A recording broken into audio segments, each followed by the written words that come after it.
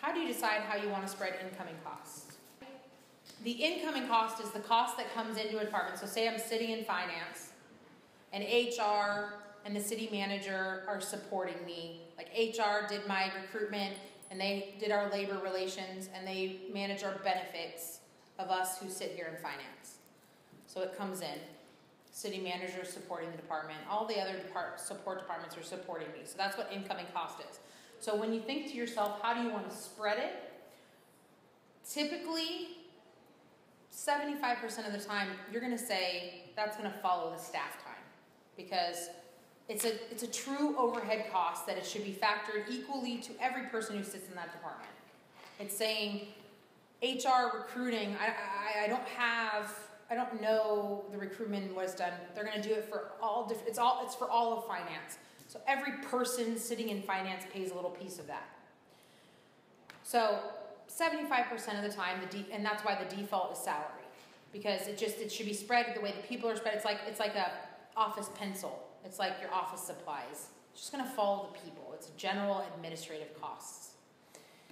When we use expenditure is typically when, say for example, you have a function, you have 3 functions in a department, and 2 of them have salary expenses.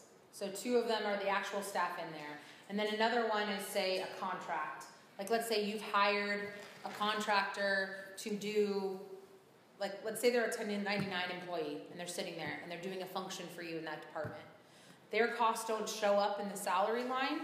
They show up in the service and supply cost line. So if you look at the function, it's still a function that exists within your department. You're still supporting it just like you support any other one. It's just that their salary doesn't come out of the salary line. So if I spread the incoming cost on salary, that function will get 0 because there was no salary cost to it. That doesn't mean it was a function that shouldn't receive an overhead component. So you kind of look at, okay, what's happening in the expenditures? Do I want all functions to get overhead? If so, then I use expenditures because that will make sure that every function has overhead, even if it doesn't have a salary link. And then proportion, I typically just use that one is, if you've talked to a department and they have a specific reason for wanting to spread something some way, then you would be able to indicate what function you want to spread it at. You wouldn't do a proportion unless usually otherwise told or you're trying to get a special function to go somewhere.